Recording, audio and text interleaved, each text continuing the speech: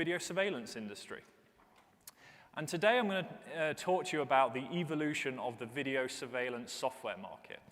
And I wanted to also give you some insight into the mysterious world of market research and the way that we have to think about the market as industry analysts can have some repercussions into your businesses, the way you think about the market, the way you strategize. So before we get there, I never thought I'd be prepping for this presentation praying that lightning didn't strike twice, but let's talk a little bit about our story. So IMS Research is a name that many of you might have heard of, and we were a market research company that started in the early 90s on the semiconductor side. And back in 2004, we were looking for new areas to research, and we stumbled across this little industry called video surveillance. And we released our first annual CCTV and video surveillance report in that year. Milestone was there. Milestone helped us scope that first report along with others in the industry. And we've been working as part of the fabric of the industry, measuring it, tracking it ever since.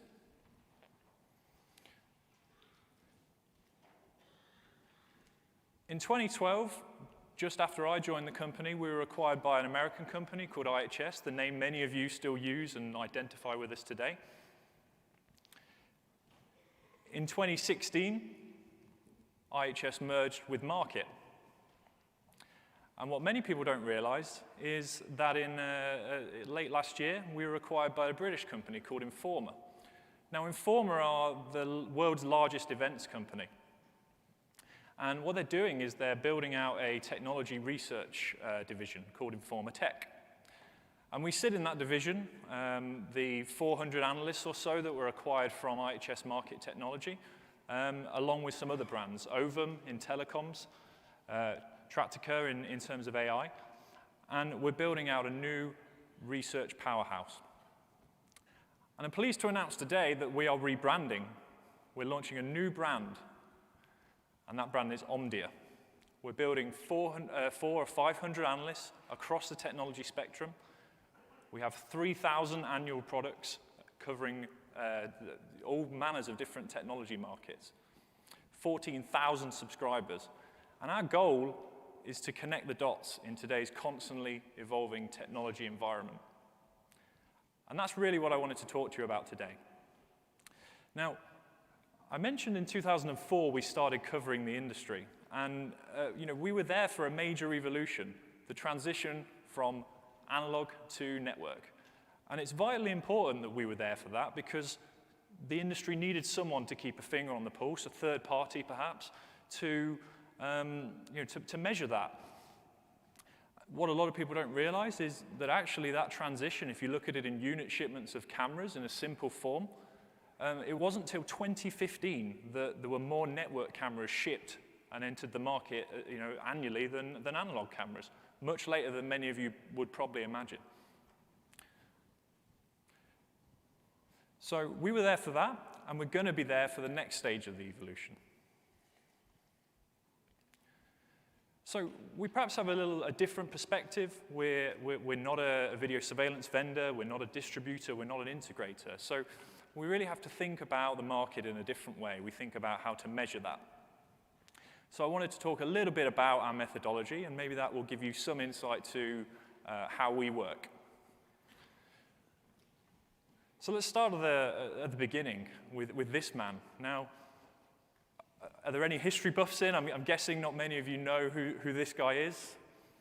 It's not Beethoven, it's not Mozart, not Ben Franklin. So this is Carl Linnaeus, and he's a Swedish scientist.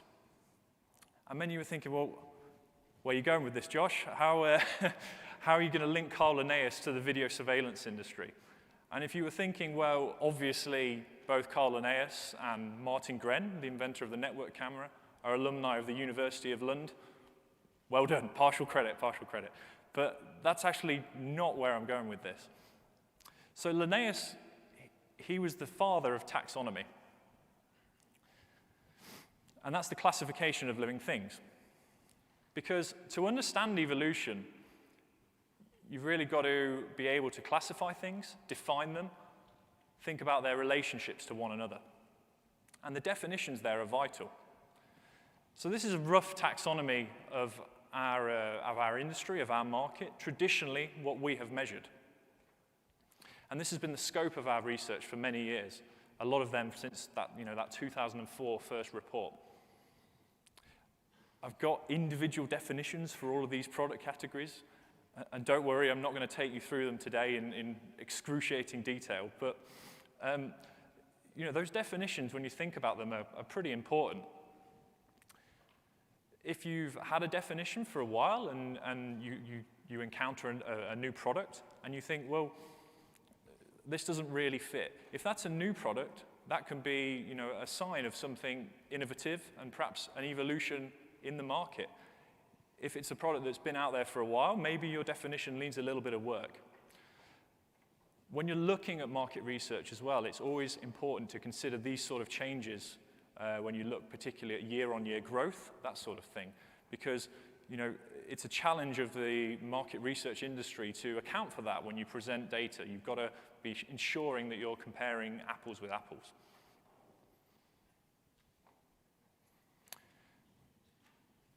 So we're probably best known for our primary research phase. And that part of our methodology takes up the majority of the time.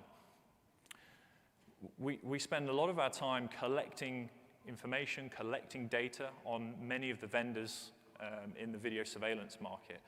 And we do that through research discussions, interviews with many different vendors in the marketplace through face-to-face or phone calls. We also have, at the same time, a sort of two-pronged methodology where we are sending out Excel questionnaires to collect information from those vendors. So we receive a large amount of reported information. Now, a large part of my job is validating that. Our analyst team spends an awful lot of time in that validation stage. We are collecting information. We're trying to match our scope to IFRS standards, trying to ensure that we can collect that information and ensure that it has been validated. But you also have the ability to sense check that against other against other vendors. When you think about who we're talking to, that's important as well, because you recall we started as a semiconductor research company, so we've got that part of the supply chain as well to validate. You've got image sensor manufacturers, you've got SoC providers, and that gives you a bit of an insight as you look up the supply chain to where we're measuring the market, which is primarily when the equipment and software leaves the branded vendor. So in the case of the software industry, it is hugely competitive, and in that particular case, we've got a real mixture of public and private companies. When it comes to VMS, we even go as far as to look at the audited accounts of both Milestone and Genetec, and that is because it's such a competitive market, and we want to ensure that we are getting that market sizing as accurate as possible, and ensuring that our market shares are as accurate as possible as well. Now, a lot of this is done in revenues. That's where we receive most of our information. That's where we receive the most accurate data. But who we work with, again, is important for this methodology too, because we talk to the industry. It's the industry that shapes our research, and our job as industry analysts is to take all that information in and sort of layer our own take on top of that.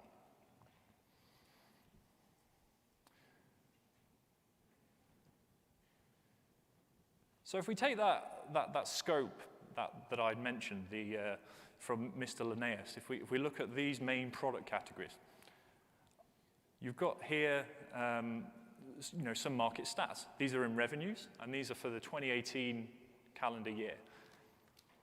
That's our most recent base year. This is reported data. This is not a forecast. And we're putting this together globally based on these product categories. You can see here the year-on-year growth. In 2018, we saw nearly 9% revenue growth worldwide in constant US dollars. That's recovered from about 3% in 2015, where due to the poor economic situation, we really saw growth start to slow down. But ever since then, we've generally been on an upward trend. If you think about the competitive environment, how much has that changed since we first started looking at this? You look at the data, the companies here, from our first ever report in 2004, and you can see a huge change in the competitive environment. And that's natural in all markets. But you'll see here, there are, the companies are almost completely unrecognizable from the top 5 that we have today. And the other thing here is that the market is concentrating. We're in that stage, It was mentioned several times this morning that this is a natural thing to happen in markets. The market is becoming, as it's maturing, it's becoming more concentrated, and those top 5 vendors are accounting for a much greater market share than previously. If we hone in on the Americas, you see that we've got a market of about $4.1 billion. The USA was the second largest market globally outside of China, and that was $3.2 billion. And we expect that to grow at around 5% for the next few years. Similar thing, similar story there. If you look at that competitive environment, there's been a huge shift and a huge change in that time period. Now, this is all revenue stats, and that's just only really part of our job. It's vitally important for us as industry analysts to look at the market trends. That drives our forecast, that drives our insight, and we really have to understand these. So I wanted to talk to you about a few that I picked out about from a technological point of view and how that affects the business model. So we've heard the phrase ubiquitous video mentioned a lot over the last day or so, and that basically means there's cameras everywhere. And what we've seen is a huge uplift in video surveillance quality, so that the quality of the footage you can get from your typical camera now. And at the same time, we've seen a huge decrease in the average price, the average selling price of those cameras. And that's enabled for essentially more cameras for the dollar. You can buy a pretty reasonable quality video surveillance camera for not a lot of money these days. And that means the installed base is growing. There's cameras everywhere collecting more and more data. In terms of what effect that's having on business models, well, that gives huge potential for the use of video beyond security, beyond surveillance. You've got operational data, business intelligence, multiple use. Specifically on that camera issue, we always talk about the next generation camera. What does that look like? And we're at the stage now where, in some respects, the technology is catching up with the hype.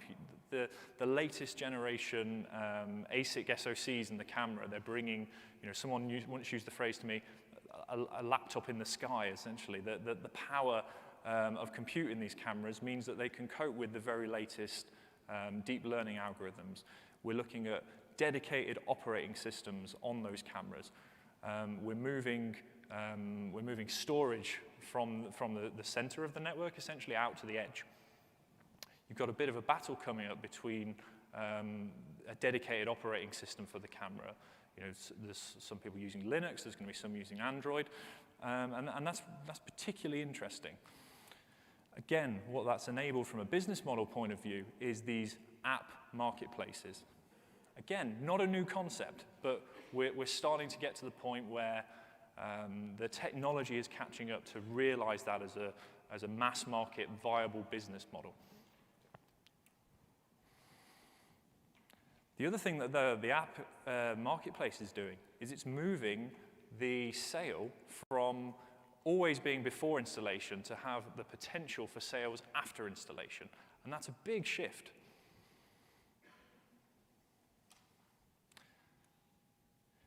And if we think about, well, this all sounds great, and there's all this data out there, there's all these cameras that have been put up.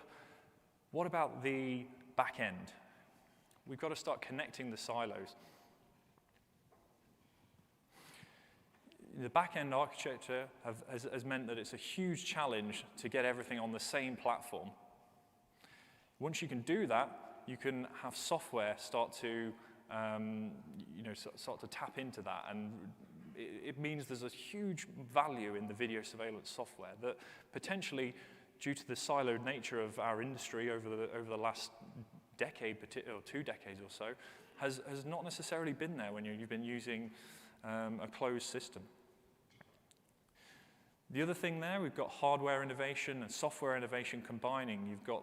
The theme of this conference has been talking about the potential for cloud and cloud architectures. And that doesn't necessarily mean putting everything in the cloud. That just means moving some of those principles on site. You've got HCI from software and hardware point of view coming in, and vendors are starting to target that at video surveillance. And everyone's, that's quite an alien concept for a lot of us in the room here today. But it's starting to happen.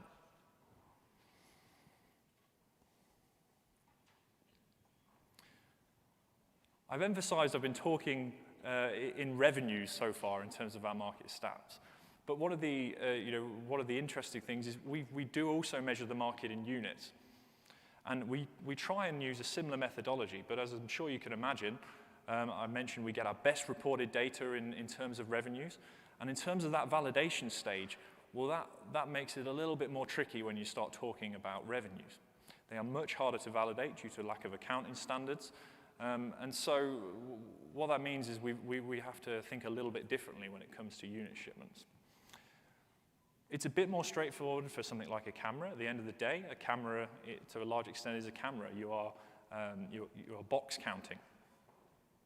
And we can validate that with our supply chain contacts, the manufacturers, the channel as well, those of you in the room here today. We've even used that to build an install-based model.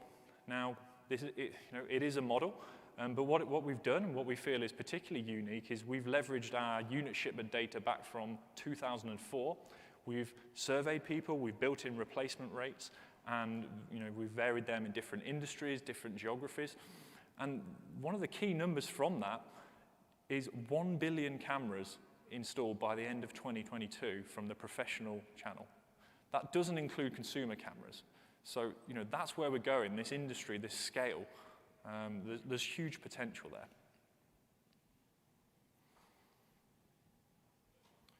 But if I bring it back to one of the themes or one of the main topics of my presentation, software, we think about the VMS market. And we found that in 2018, in the Americas, that was a $600 million market just from the sales of licenses for VMS systems. Again, the competitive environment, it's a very, very different place than it was in 2004. When we first started measuring the software market back in 2004, there were actually quite few players in the software market. It was a fairly new bit of the video surveillance industry. And what happened is there was a lot more vendors joined that, and a lot more have entered the market. It became increasingly fragmented, and now some of them have started to fall away, and we're now at the stage where it's certainly starting to concentrate again. Now, the eagle-eyed amongst you may have noticed that I'm showing 18.5% growth from 2017 to 2018 for VMS licenses. Remember, I was expecting to see the US market grow at about 5%. So you're thinking, well, that seems quite high. Obviously, there's going to be some variance between software, hardware, that sort of thing. But in order to understand the story behind that number, we've got to go back to our friend, Mr. Linnaeus, and think about the taxonomy. So if we look at this branch, this split of the taxonomic tree for the video surveillance market, it brings us to the back end.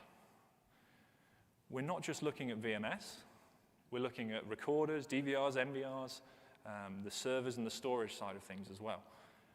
And if we throw bear with me on this, if we throw the stats up on the screen there, you can see that we've got this spike in VMS license revenues. But at the same time, we've actually got a reduction in growth, or a slowing of growth rates, I would say, in the recorder market. And that actually normalized the overall revenue growth for the back end in the Americas. So what happened there? It was a change in business model or a change in strategy and priority for a lot of vendors. We saw companies who had traditionally always sold an MVR or an appliance, and they'd started to move away from that hardware side of things, started to concentrate a little bit more on software. And they thought, well, we'll let the other hardware specialists deal with that problem. And you've got companies like Pelco and Panasonic and others. And in that particular year, they really started to sell more software than they'd done before compared to their hardware recorder sales. So that just a bit of an insight into looking at the bigger picture and considering the taxonomy and the wider picture of the market that you're looking at in detail.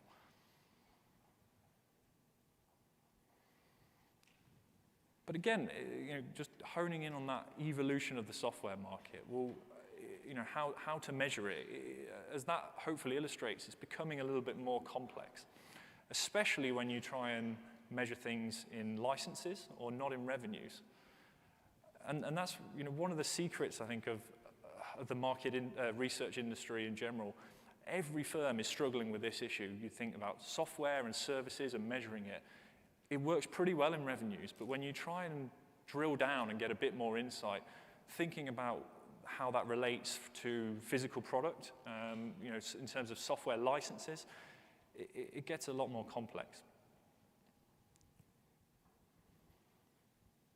So if we think about the traditional and the simplified VMS model, you've got the number of camera licenses times the average price or the price you're paying per channel, and that would split out your sales revenue from VMS licenses. But what a lot of people don't realize is you've got this quite a big chunk of the market for entitlement, for feature, for non-device licenses, all of these things. And these are still software. They still directly relate, but not necessarily to individual devices.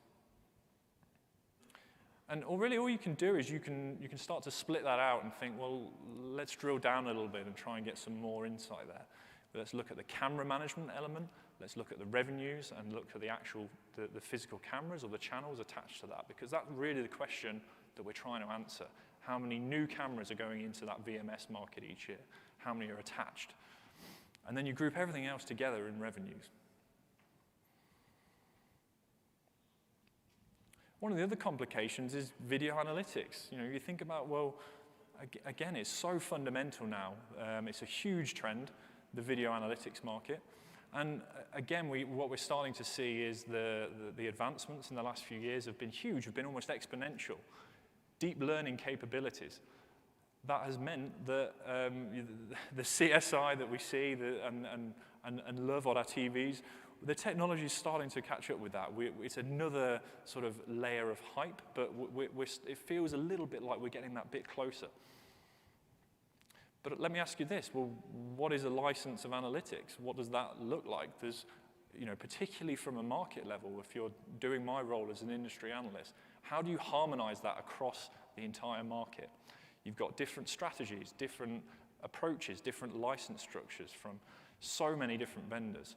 Some sell via channel, some sell via algorithm, some sell bundles, some sell standalone apps. Some will sell third-party integrations into a platform like Milestone. There's a huge mix of different models there. But we can measure that in revenue, and we do. So you think about the core standalone analytics market, I would term that. So that's your AnyVisions, your NECs, your BriefCams, those sort of companies. That alone was already worth nearly $150 million in 2018.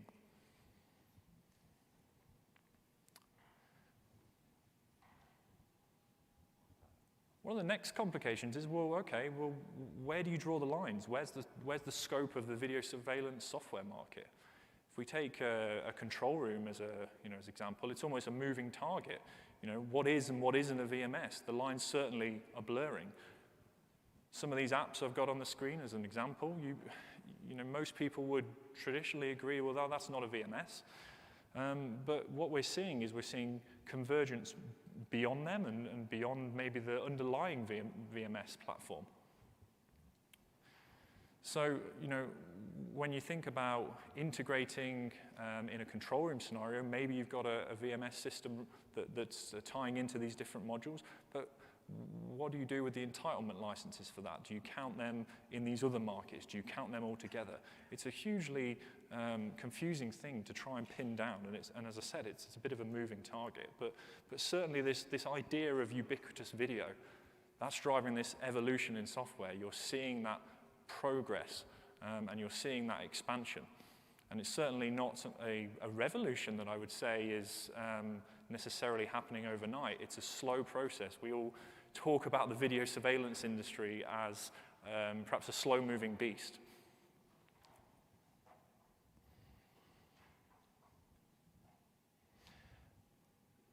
And VSaaS, how does that fit in? It's another very different business model to what you might have thought as a traditional VMS market. VMS traditionally has been a one-time camera license. There's been some of those entitlement licenses I mentioned earlier, and maybe some of them are reoccurring, but the actual price you pay per camera traditionally has been a one-time. Not the case with VSaaS. You've got the complication there that it's typically a recurring camera license. So in year 2, you're getting sales revenue from the cameras you sold in year 1 directly per camera. There might be some choice in license models, but more or less that's fair to say the difference. Now, you've also got the sort of apples to apples comparison. Are you comparing the same thing? VMS traditionally had no storage, no compute. That was all sourced separately. That was done through hardware. And now we think about that moving to a hybrid model where you can have cloud service partners starting to provide some of that. Again, not the case with VSaaS. It's always been this hybrid approach where you can have some cloud compute, some cloud storage included. So again, you've got to consider the taxonomy to compare. So certainly, at a basic level, we can add the traditional VMS license model. We can add the standalone analytics together and go, well, okay, that's a sort of acceptable definition now for generally video surveillance software. You've got your camera management device licenses. You've got that in actual number of cameras in the market, and then you've also got all of the other licenses and revenues.